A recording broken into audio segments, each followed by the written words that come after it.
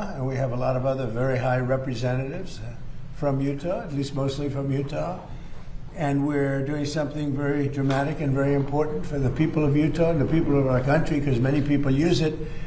We're terminating certain monuments. They call it monuments, not the ones we have outside, but these are large, thousands of acres. It's a total of almost 3 million acres, and we're going to be discussing it. But in fact, I think we'll start discussing it right now before I sign. After that, we're going to be signing 2 documents that are close to 1.5 million acres each. And Governor, do you want to say a few words about what we're doing and explain it to the press? Yeah, well, thank you, Mr. President. This is a big day for Utah. The president did something very similar several years ago during his first term. Of course, the monuments were re-expanded under the past administration, and this matters to Utah. We believe that under the Antiquities Act, it's very clear that these monument designations are supposed to be the smallest area possible to protect the antiquities, and these multi-million acre monuments that are bigger than the state of Delaware certainly do not fit that designation. Now, we definitely care about protecting these antiquities, and will continue to do so. The problem is with these giant monument designations, there are no resources that come with those. We have 9 monuments in Utah. 7 of them are around 700 acres to 7,000 acres. That's what this was meant to be, not millions of acres as what happened with Grand Staircase Escalante and Bears Ears. And so we're grateful that the president has made a determination that we need to right-size these monuments. Again, this does not remove the other protections that already exist in those areas, just making the monuments more manageable so that we have the resources necessary to continue to protect these antiquities. I know we have the Deputy Secretary of the Department of Interior here with us. Kay, is there anything you'd like to add? I'll just say the Antiquities Act is 120 years old, but the first monument that was created was only 1,200 acres. So if you think about it, since then, President Clinton, President Obama, and President Biden have increased the acreage in the state of Utah and locked those acres up. Over 3 million acres. For nobody to use, right? You can't do anything. You can't go hunting. You can't go fishing. You can't do anything. You can virtually not even walk on it. That's exactly right, sir. So Right. you were remedying that today. I remember. No, I do remember. I have a great memory. And Mr. President, I know Senator And this Lee's is actually better than the first time. What we're doing. It is better. Yeah, Senator Lee's been very involved, I know, in conversing with you. Good. That's true. Mike, go ahead. Smallest area compatible with the objects to be protected. That's always been the standard under the Antiquities Act. President Biden, President Clinton, and President Obama overlooked that standard. President Trump is fixing it today. Thanks, Mike. You had something to say. I thought that was very important. Celeste. Well, I think it's worth noting for the press in the room that both of these monuments were created over the unanimous opposition of Utah's federal delegation, our governors, the county commissioners, the locals who are worried about losing multiple uses on these federal lands.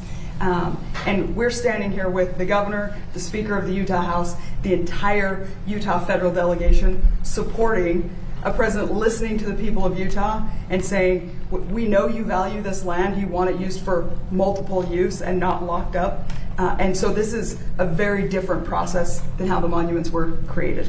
Well, they took the land away from the people, quite honestly. It was ridiculous. And I remember Orrin Hatch, before he passed away, he was a great guy. He was a friend of mine, and he felt so strongly about this. And we signed, and then they terminated it after they got in office, which was crazy. And we're putting it back, but we're actually giving more than we did the first time back to the people of Utah. Please, go ahead. Couldn't have said it better than Representative. May I point Yes, something out? please. I think people don't understand. Utah is over 2/3 owned by the federal government. These counties where these monuments are at are over 90% federal land. When people make decisions about this 2,000 miles away, you can see how that steps on the local people who only control about 5 or 10% of the land with local government. So not only do you have all these dynamics, you have an economy. You can't pave roads, you can't build schools, you can't pay fire people, police department, because of this dynamic of 95% federal lands. The other part of that is Utahns will tell you They love these lands. They manage them better than people 2,000 miles away. So if this is about good management, it really should be done in Utah by people who have demonstrated over decades and decades and decades and generations that they're good managers of this land. Great job, well said. Anybody? No? You're leaving? I can't believe it. Very, very excited. I can't believe it. You're excited? Where are you going from here? Well, can I say this first of all?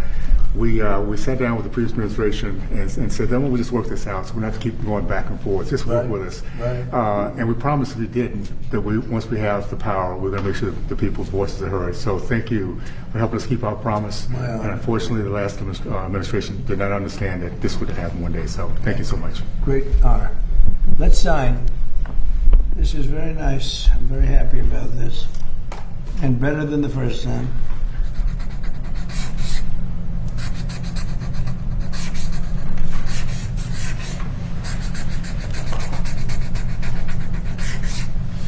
Okay, here's number one.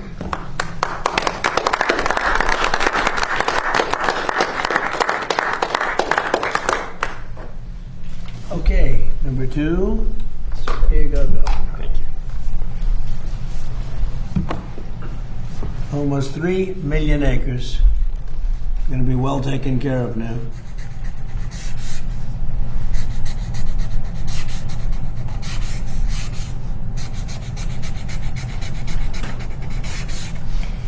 Okay. Penn, who should I give this to? Huh? Maybe the governor's representative, right? And Mike, how about taking one, right? Thank you. So, we've done something that was, I think, very desperately needed. It was very unfair to the people of Utah. And now fairness has been brought back. It's going to be better taken care of. And they'll be able to use it a little bit. So there's something very nice about that. Okay. Thank you, Mr. President. Thank you. Do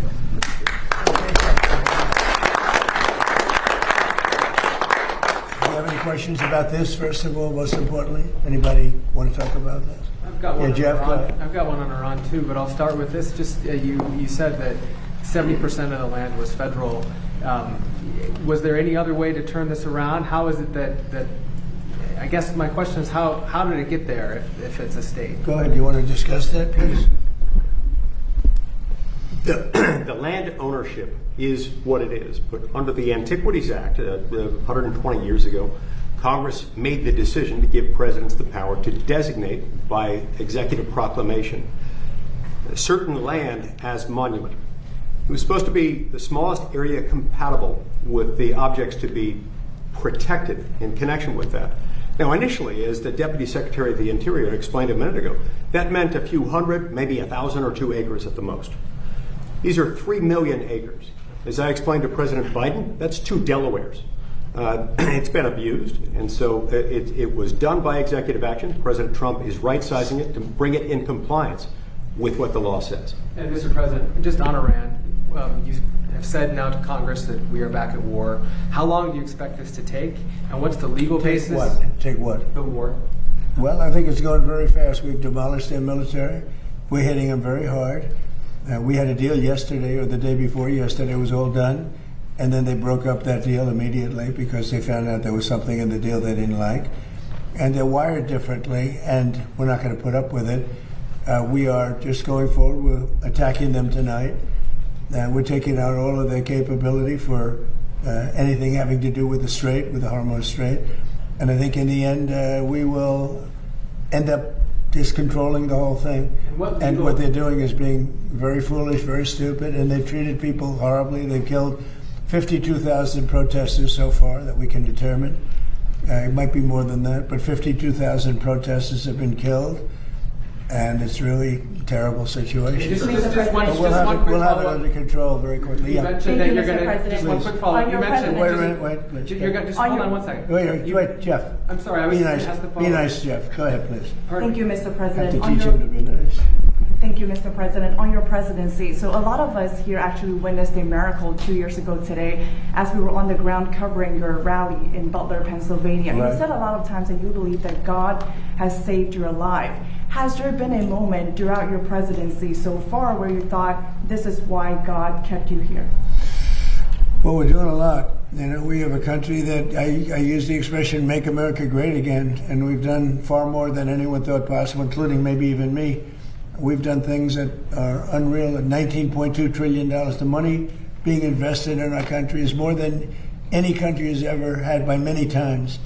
We have trillions of dollars coming in because of the tariffs and the proper use of tariffs, because of all of the things. I think because of the election. November 5th was a very important day. When you look at the military, we have the strongest military in the world. We rebuilt it largely during my first term, and we have recruitment now. We're setting records in recruitment. We had, if you go back to the campaign when I used to talk about it, the last administration, they couldn't recruit soldiers. We needed soldiers in every single branch of our military, and that included police and firemen. Nobody wanted to do anything having to do with the uniform in this country because they weren't proud of the country. And now the people are very, very proud to be an American. Our country is doing phenomenally well. We're respected all over the world. If I go, no matter where I go, we just got back from NATO, and I think you saw the response. It was like a very beautiful thing, actually. It was a total response, totally positive response. No matter where we go, we're respected again, maybe respected more than ever before. So I appreciate the question, but that's pretty much it. Mr. President, thank you. Cameron Arkin with Town Hall. I was curious about our reports about Iranian drones in Cuba. There are concerns about that. Where does the relationship of the U.S. stand there? Is military intervention still on the table there? Well, if they do have that, and they might very well have that, we'll take care of it. Marco's just in the other room. And if they do have that, we'll take care of it in short order. We're not going to have a problem. We're not going to allow that to happen. So it could be that they're storing some. We're looking into it now. It could be so, and it maybe isn't. But we'll figure it out fast. And what are you expected to speak about on Thursday, you think? I'm going to speak on Thursday. We were thinking one of the nights, but this has been such a busy news day today with all that's happening. A lot of very positive things have happened, including the Indy. We're going to have an Indy race, as you know, in 41 days. And that's going to be incredible. Around the Capitol, around down Pennsylvania Avenue, it's going to be something. They have 250,000 tickets ordered. It'll be like UFC, which set every record in the book for that business, which is the business of fighting. So we have the Indy cars coming, and it's going to be great. And while we're talking, I have to pay on behalf of Mike and myself, and I think everybody's standing behind me very strongly. I want to pay my respects to Lindsey, who was our friend. He was a friend of all of us. He was a great guy. He was a great politician, actually. And it's hard to believe he's gone. He spoke to me just before he passed away, just to say hello. He got back. He felt fine. He was a little tired. And then this whole thing happened. And it's tough. So the flags are at half-mast until Saturday evening, which is an extended period of time, generally speaking, but I think he deserves it. And he's a fantastic person. He was a fantastic man. He was actually a great politician. He got along with almost everybody. And when he didn't get along, they knew it. He was tough, but he was a good man. He was very much in favor of the Save America Act. He called me about that. We were talking about that and some other things, but he just felt tired, but he felt fine. And then this horrible thing happened just a short time afterwards. So it was terrible. I just want to pay our respects. Mr. President, you mentioned that Iran has agreed to a deal and then walked away from it. Have you reached the conclusion that a negotiated settlement won't be able to happen? No, I never reached that conclusion, but we're hitting them very heavy tonight, as you know. We're hitting them. We have tremendous amounts of ammunition. We have numbers that we haven't had in years, and we're hitting them very hard, and it'll continue, and we'll see what happens, but we're knocking out all of their offensive capability, and we're controlling the straits. We're putting the blockade back, and it's a blockade not for anybody but Iran. In other words, anybody doing business with Iran can't go through. Everyone else will be able to go through. So it's a blockade. It's a very strong blockade.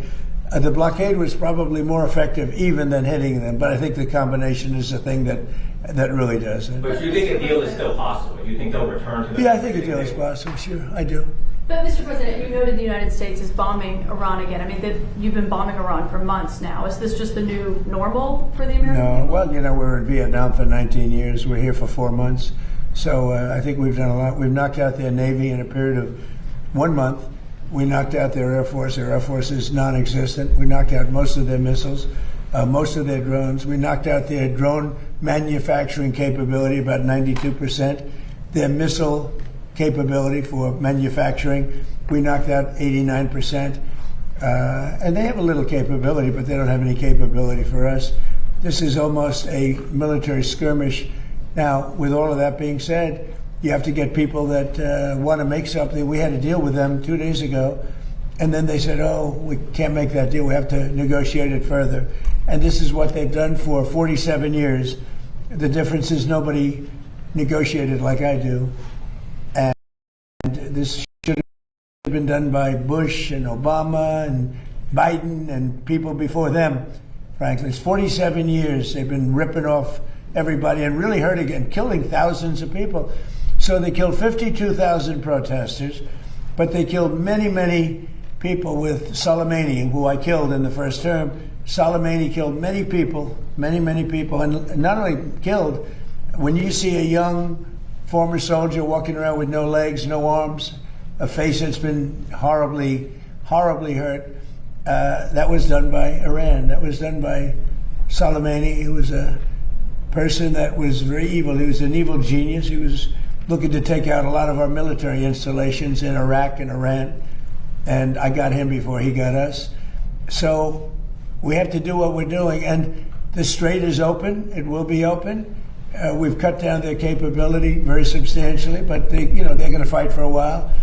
Our military has done a fantastic job, and the bottom line, though, and I say it to everybody, and I say it as much as they want to listen, Iran will not have a nuclear weapon. If we didn't bomb them with the B-2 bombers, that plane right there, if we didn't bomb them, they would have had a nuclear weapon long ago. Within 1 month from the day we bombed them, they would have had, if we didn't do it, they would have had a nuclear weapon. If they had a nuclear weapon, Israel would no longer be with us. The Middle East probably would no longer be with us, because you saw they sent missiles to 5 different countries that never even knew they were involved, because they're stone cold crazy. They are crazy. And we're not going to put it up. Yeah, I want to be reimbursed because we're protecting a very rich portion of the world. We're spending money.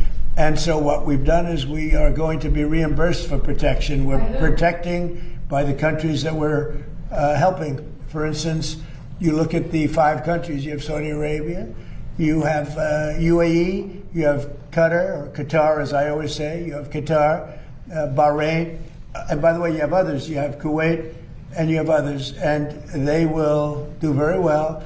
But we think it's appropriate that we don't need them. We have more oil than any other country in the world. When you add Venezuela, which has been amazing, which has tremendous amounts of oil that we control, when you add Venezuela and everything else, we have more than 50% of the world's supply. We don't need it, but we need it from the standpoint of protecting allies, et cetera, including Israel, including Saudi Arabia, including Qatar, including UAE.